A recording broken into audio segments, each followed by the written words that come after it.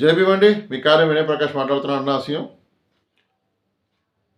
జగన్మోహన్ రెడ్డి గారికి మాజీ ముఖ్యమంత్రి ప్రస్తుత ఒక నియోజకవర్గానికి ఎమ్మెల్యే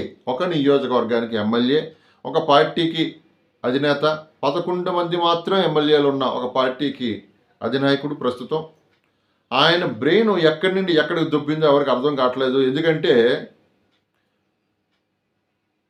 10వ వంతు శాసనసభ్యులు ఉంటే తప్ప ప్రతిపక్ష నాయకుడు హోదా ఇవ్వరన్న సంగతి ఆయనకు తెలుసు. గతంలో ఆయన కూడా చంద్రబాబు నాయుడిని ఆ విధంగానే మాట్లాడడం జరిగింది. ఈయనకి 11 మంది ఉంటే ప్రతిపక్ష నాయకుడు హోదా ఇవ్వరు, కానీ కోర్టుకు వెళ్ళి నాకు ప్రతిపక్ష నాయకుడు హోదా ఇవ్వండి నేను పిటిషన్ పెట్టుకోవడం జరిగింది. ఆ పిటిషన్ పెట్టుకోవడం వెనక ఉన్న కారణాలు మనకు అందరికీ తెలుసు. పొర్రపాటున ఈయన కానీ అసెంబ్లీకి అటెండ్ అయితే గతంలో ఈయన టీడీపీ నాయకులను ఒక అచ్చెన్నాయుడు గారిని కానీ చంద్రబాబు నాయుడు కానీ మిగతా వాళ్ళు కానీ ఎంత అగ్రెసివ్గా ఎంత చండాలంగా మాట్లాడాడో అవన్నీ రిపీట్ అవుతాయి. ఎందుకంటే కాయిన్ అటు ఇటు తిరుగుతూ ఉంటుంది కాబట్టి అవే రిపీట్ అవుతాయని తెలుసు. ఆ ఉద్దేశంతోనే పిటిషన్ అక్కడ పెండింగ్లో ఉన్నంత వరకు నేను అసెంబ్లీకి వెళ్ళనని ఒక కలరింగ్ ఇస్తూ ఉన్నారు. అదే పరిస్థితిలో అలా ఉండగా మరొక పిటిషన్ కోర్టులో వేయడం జరిగింది. ఈయనకి సెక్యూరిటీ పెంచమని, సెక్యూరిటీ ఎక్కువ ఇవ్వమని ప్రభుత్వం కోర్టు వారికి తెలిపిన కౌంటర్ ప్రకారం జగన్మోహన్ రెడ్డికి Z+ కేటగిరీతోనే ఆయనకి సెక్యూరిటీ ఇచ్చారు.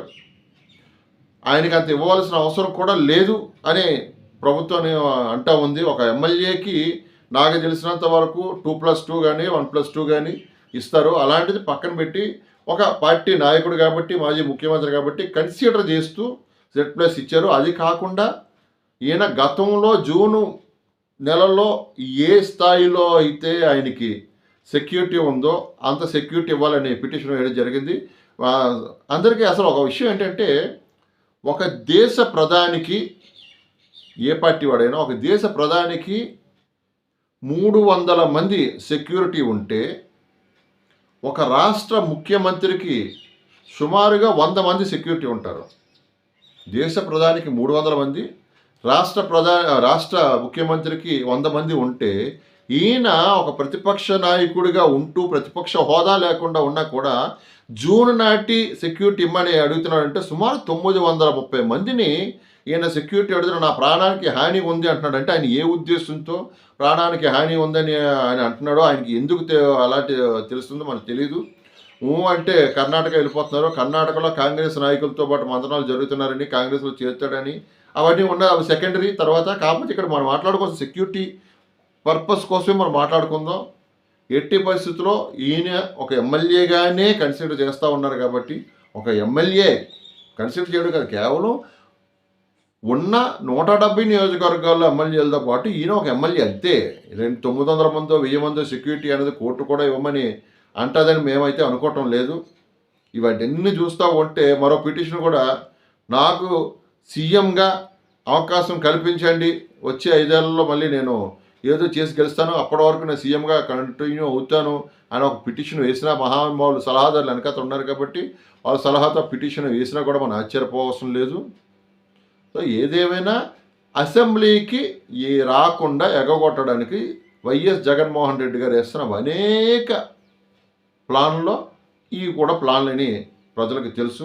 అసలు ముఖ్యమైన విషయం, ఇంత సెక్యూరిటీ పెంచండి నాకు ప్రాణహాని జరుగుతుంది అంటే గతంలో ఆయన ప్రభుత్వంలో ఉన్నప్పుడు విశాఖపట్నంలో 25,000 కోట్ల రూపాయలు డ్రగ్స్ దొరకడం కానీ,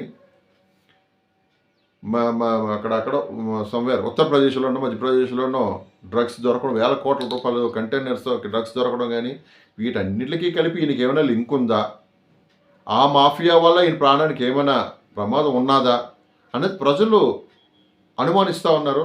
ఎందుకంటే ఒక ఎమ్మెల్యేగా ఉన్నంత మాత్రాన ఆయన ప్రాణానికి అయితే, మామూలుగా ఒక పార్టీ నాయకుడిగా మాజీ ముఖ్యమంత్రిగా ఆయన ప్రాణానికి అయితే ప్రమాదం అయితే ఉండదు.